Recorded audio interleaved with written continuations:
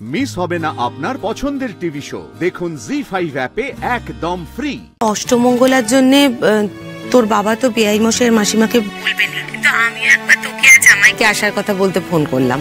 সর্বনাশ, আবার অষ্টমঙ্গলা। তোমার মতো হার্ড ওয়ার্কার পেলেও তোমার মতো স্মার্ট ওয়ার্কারের অভাব আছে আমাদের এখানে। So you may carry on. আমি বাচ্চুদাকে বলে দেবো। ওকে, চল।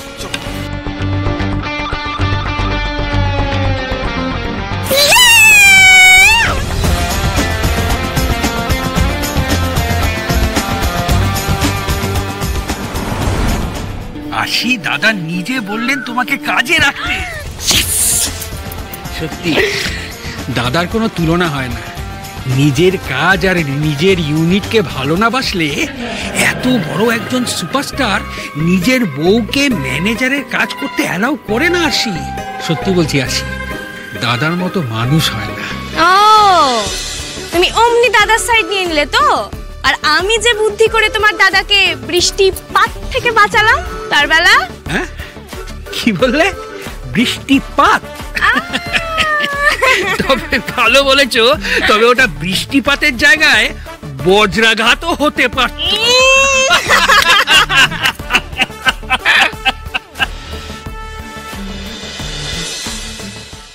আরে বাবলু আমার সবটা খুলে বলেছে। কি উপস্থিত বুদ্ধি তোর! আরে ওখানে এত লোকজন ছিল, তারা কোনো কুল কিনারা করতে পারলো না, তুই ঠিক বুদ্ধি কাটিয়ে মেয়েটার হাত থেকে খুঁটটা কেড়ে নিলি। আরে এত মিডিয়া ছিল, তোর ভয় লাগলো না? ওই জন্যই তো আমার আছে দিদি, সবার থেকে আলাদা, আমাদের মুশকিল আসান। নালে এইটুকু বয়সে এত বড় একটা সংসার ওর বাবার সাথে কাঁধে কাঁধ মিলিয়ে চালায়। জীবনের পাঠের একটা মূল্য আছে না? সে তোমরা গাল ভরা কথা যতই বলো ঠাম্মি, আমি কিন্তু তো ভেবেচিন্তে কিছু করিনি। আমার বজরংবলী আমাকে যা করান আমি ফট করে তাই করিনি। তবে আমি যে কাজটা ফিরে পেয়েছি ঠাম্মি, এটা আমার খুব শান্তি হচ্ছে গো। তবে আমি তোকে বলেছিলাম না, নিজের যোগ্যতায় এই কাজটা তুই অর্জন করেছিস, একদম মাটি ছাড়বি না।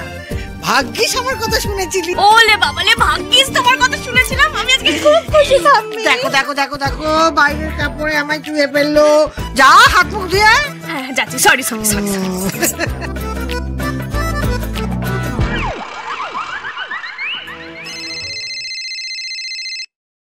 ওটা আরশির ফোন এসছে। এই পাপাইদা ফোন করেছে মনে হয়, দেখি। ও মা। হ্যাঁ মা বলো। কেমন আছিস আরশি? হ্যাঁ আমি ভালো আছি মা, তোমরা কেমন আছো? আমরা ভালো আছি রে সবাই। আচ্ছা মা, বলছি বাবা প্রেশারের ওষুধটা ঠিক করে খাচ্ছে তো? আর দিদি আজকে গার্গল করেছে। শোনো মা, এখন কিন্তু বৃষ্টি টিষ্টি হচ্ছে, ওকে বলো ও যেন রোজ যষ্টি মধু খায়, ঠিক আছে? ওরে বাবা, খাবে রে খাবে। তুই এখন একটু মন দিয়ে শ্বশুর ঘর কর তো।